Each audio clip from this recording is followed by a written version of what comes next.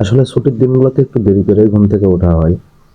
তো কালকে রাত্রে যখন রান্না করছিলাম, ভাত একটু বেশি করে রান্না করছিলাম, যাতে আজকে সকালে একটু পান্তা খাইতে পারি।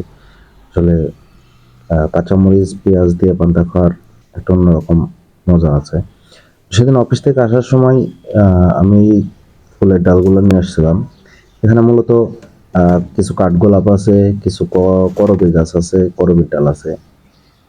সেদিন কালবৈশাখী ঝড়ের সময় গাছগুলা ভেঙে গেছিল অফিসের, ডাল ভেঙে গেছিল কিছু। তো এই গাছ রক্ষণাবেক্ষণের দায়িত্বে যারা আছেন বা যে আছেন, তাকে আমি বলছিলাম যে আমাকে কিছু ডাল দিয়েন, আমি বেলকুনিতে আমার চারা করতেছি, বাগান করতেছি, তো সেখানে লাগাবো। তো ওনারা দিছিল।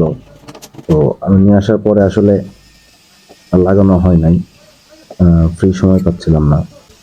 তো কালকে আসার সময় আহ, ভাঙারির দোকান থেকে আমি কিছু বোতলও নিয়ে আসছিলাম, খুব কম দামে, 10 টাকা 15 টাকা করে, যাতে গাছগুলো আমি কোনো রকম একটু লাগাইতে পারি শিকড় হওয়া পর্যন্ত। পরে আমি রিপোর্টিং করার সময় আহ, বড় পাত্রে বা বড় টবে লাগাবো।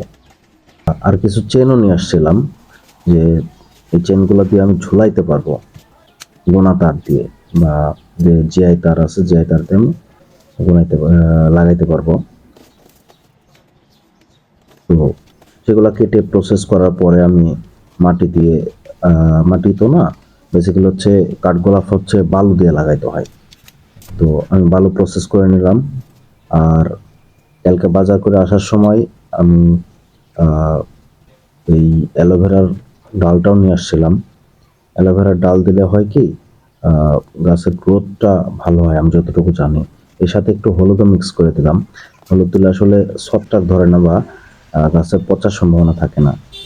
তো সবকিছু লাগানোর পরে আমি যখন ঝোলালাম, আহ, খুব একটা খারাপ লাগতেছে না। হয়তো যখন গাছ বড় হবে তখন আরো ভালো লাগবে। তো কাজ করতে করতে খিদে লাগে গেছিল, জন্য একটু আইসক্রিম খেলাম।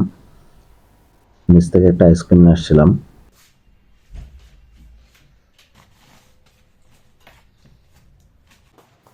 আমার এই সোফাটা অনেকদিন আগের, আমার মা বানাইছিল। তো সোফাটা অনেকদিন ধরেই পরিষ্কার করবো করবো ভাবতেছিলাম, তো আজকে সেই সময় হলো।